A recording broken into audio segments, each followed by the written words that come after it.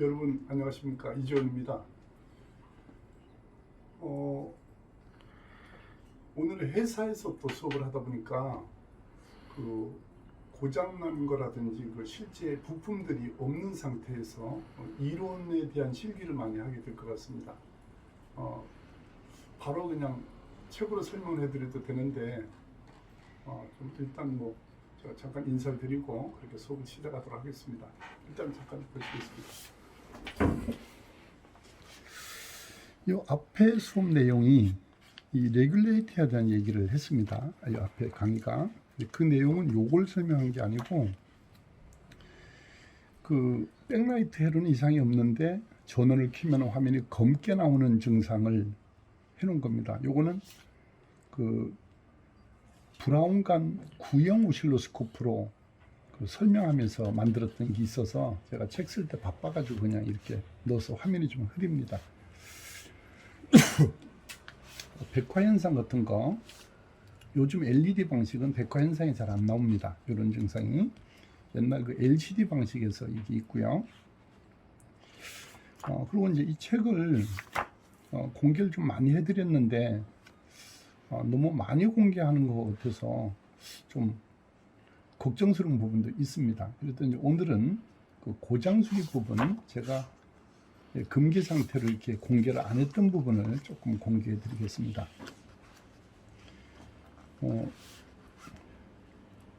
붉은 화면에 초점이 약간 흐린 고장 증상이 아마 여러분 가끔 구경할 때가 있을 겁니다. 이 붉은 화면이 나오면은 우선 뭐를 여러분이 판단하셔야 되냐면은 포커스가 선명하면서 붉으냐 흐리냐 이걸 보시는 겁니다. 여기는 초점이 선명하면서 이게 붉을 때에는, 그때는 그 케이블을 봐야 됩니다. 이 패널로 들어오는 케이블 고장이 많고요.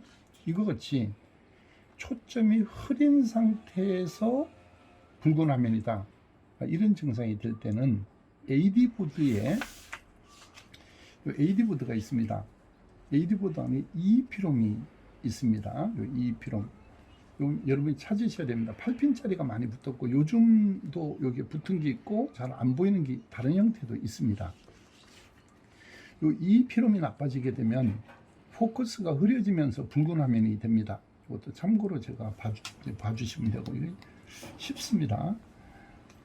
IC 이름을 제가 몇 개 적어놨었는데 여기는 여기 있네요. IC 이름이 24C08, 24C02 요런 게 많았습니다. 이 피롬이. 지금 요거는 다른 이름이 들어있을 거예요.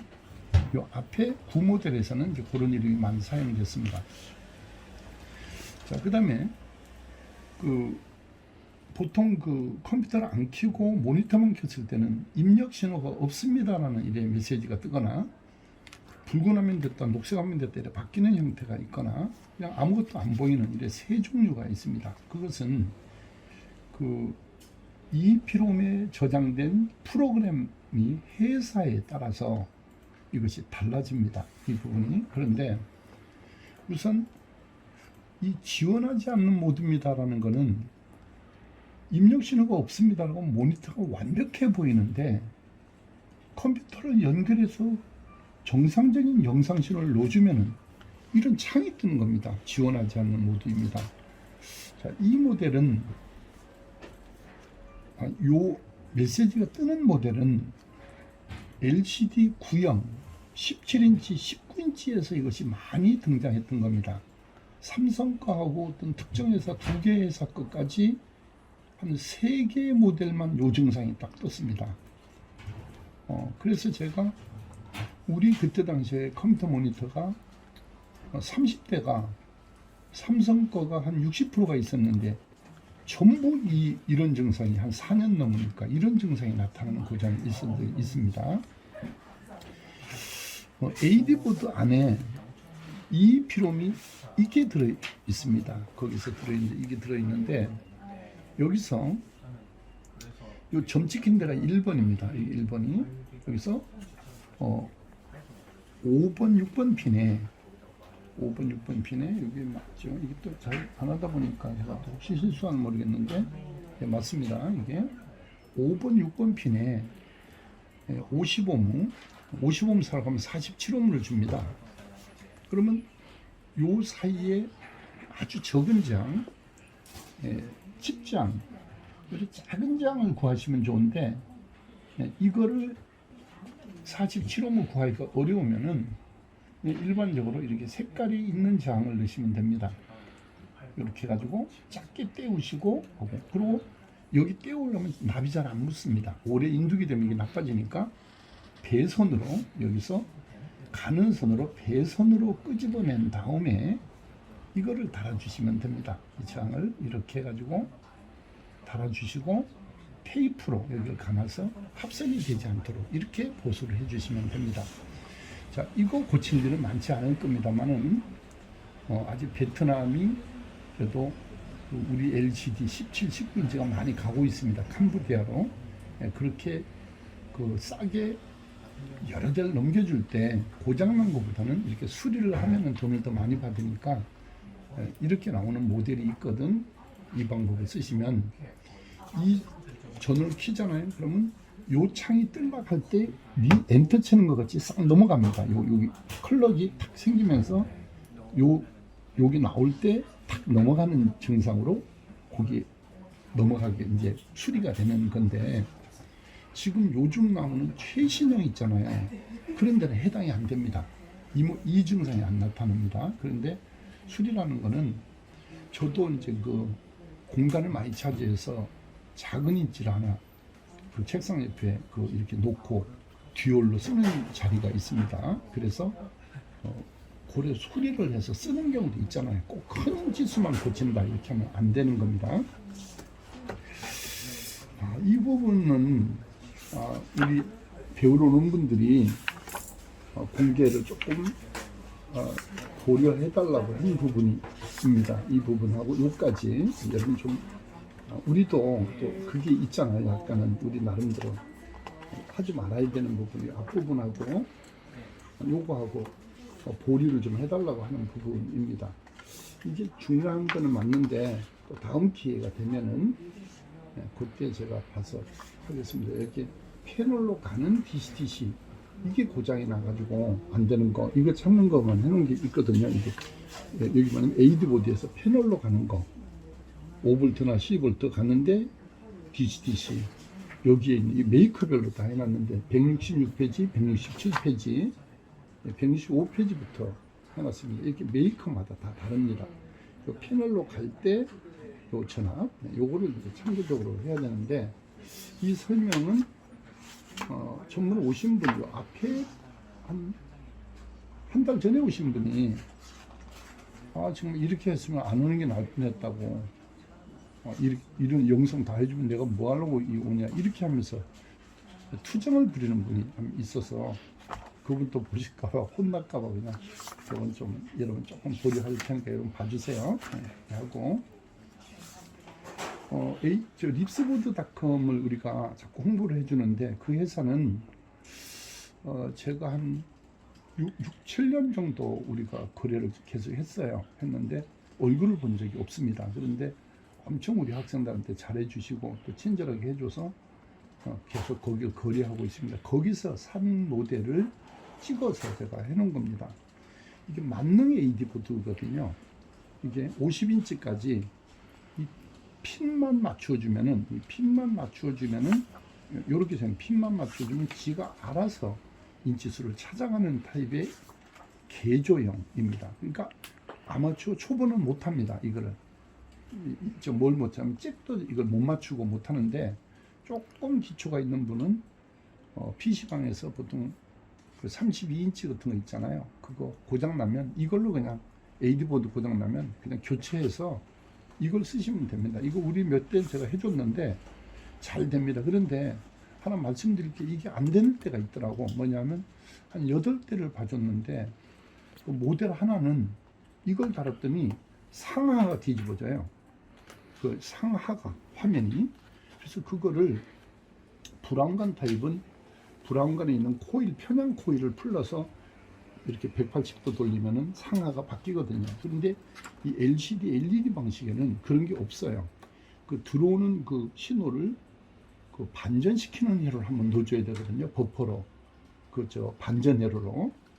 버퍼가 아니라 반전 회로를 넣어줘야 되는데 이게 어려워요. 초보는 힘들다고. 그래서 개조하는 걸 저만 할 수 있어는 안 되잖아요. 그래서 요 부분이 그런 것도 있는데 그 모델은 하나만 그렇더라고요. 그래서 전번에 어디 메모는 해놨는데 그래서 이거 또 100% 된다 이게 말씀을 좀 드린 건데 거의 다 되는데 안 되는 것도 가능 있었다라는 얘기를 말씀드리겠습니다. 요거 그리고 이게 183페이지, 182페이지부터 쭉 보시면 근데 이거 사시면은 설명서가 없습니다. 여러분이 알아서 해야 되는 거거든요. 그래서 제가 일부러 사진을 찍어 확대를 해서 여러분들이 활용하도록 제가 해 놨습니다. 그 다음에 AD보드 개조하는 거, 9모델 개조하는 거, 이건 그 전에 해놓은 거거든요. 9모델 건데, 요거는 아주 9모델은 아니었는데, 한성 걸로 해놨는데, 참고로 좀 보시기 바랍니다. 그 다음에 이제 뭐, 256색까지 되는 고장도 있고요. 그 다음에 이제 세로로 줄무늬가 나오는 고장도 있고요. 그 다음에 이제 이 좌우폭이 줄어드는 거 있거든요. 이건 줄무늬가 아니고 바가이로 줄어드는 거야. 양쪽 화면이. 아무리 메뉴 화면에서 이걸 키우려고 해도 안 키워지는 경우는 펌웨어를 프로그램을 바꿔줘야 돼요. 그럼 저희한테 오는 분들은 한 10,000개는 넘을 거예요. 우리가 몇 년간 모은 모델을 그 펌웨어를 드리는데 요즘 신형은 안 지워지더라고요. 참. 그리고 24인치 이상은 그 프로그램 여기서는 프로그램을 잘 못 구하겠더라고요. 그러니까 24인치 이전 9모델만 이 펌웨어를 할 수 있습니다. 우리는 다른 분들은 모르겠는데 우리는 24인치, 27인치의 그 파일을 가지고 있지 않습니다. 근데 그 이전 거는 거의 다 있습니다. 그러니까 다른 사장님들이 주신 것도 있고 제가 모은 것도 있고 몇 년 모은 건데 양이 많은데 또 삼성에 계시는 분이 또 준 거 이런 까지 많이 있는데 일단 펌웨어는 여러분들이 구해야 하는 문제입니다. 그걸 없다고 저한테 얘기하시면 안 되겠죠. 그리고 또 우리 수료생들이 웃기는 게 고체다 부속이 모자라면 저한테 전화를 하는 사람이 있어요. 아니 부속집으로 전화를 하셔야지 저한테 전화를 하시면 곤란하죠. 수업도 있고 그런데 그리고 또 흔히 여러분 쓰시는 말대로 문자 될 거 없으면 씹는다는 용어를 쓰잖아요. 그렇게 생각하실까봐 제가 얼른 답변을 하긴 하지만 부속은 아까 립스보드닷컴이나 그 다음에 ic124.com 그 다음에 114.com 발음이 잘 안 되네요. 또 그 다음에 IC뱅크 요 세 개 회사에서 하는데 립스보드가 친절하게 잘해줘서 그쪽을 우리가 계속 이렇게 소개해드리고 있습니다. 이 패널 고장은 요거는 다른 날 하루 더 작아야 됩니다. 이 패널 부분은 190페이지부터는 그 패널을 수리하는데 수리가 가능합니다. 그런데 뭐가 문제냐면 부속이 없습니다. 그게 좀 문제인데 패널 깨진 거를 중국 애들이 1,000원, 2,000원에 사가지고 가서 그걸 수출하면 요거를 테스트 해가지고 요거만 떼어가지고 다시 역으로 우리한테 팝니다. 중국 애들이. 그럼 우리가 5,000원씩 8,000원씩 파는데 웃기는 거 아니겠습니까? 그래서 패널이 깨졌더라도 그 패널에 붙은 그 기판은 메모를 그 패널 이름을 적어놓고 모아서 보유하는 습관을 들여주시기 바랍니다. 중국 애들이 그렇게 해서 우리한테 근데 이 띄는 것이 열풍기로 띄는지 아주 깨끗하게 약품까지 처리해서 새거 거치해서 여기는 누렇게 변했는데 새거 거치해서 우리한테 역으로 판매하고 있습니다. 이런 부분 다 쓸 수 있는 거니까 그리고 패널에 들어가는 그 조그마한 이게 LG 거는 트랜지스터가 들어가고 삼성 거는 FET가 들어가요. 이 패널 부분에 그럼 이런 것이요 다른 데 거 뺏어 놓으면 안 맞아요. 이 패널 거는 그래서 이것도 이름도 이상하게 써 있잖아요. 이름들이 이거 그래서 그런 것도 193페이지 거 한번 참고해 보시고 요것도 그런 걸 여러분이 확보해서 이걸 말씀드리는데 이 부속을 띄놓으면 안 돼요. 그러면 찾기가 어려우니까 이 자체를 보관하고 계시다가 빼쓰는 거예요. 이렇게 말씀드릴게요. 이 구모델에 있는 부품 있잖아요. 그러면 최신형에 있는 부품하고 맞아요. 이 부품들은.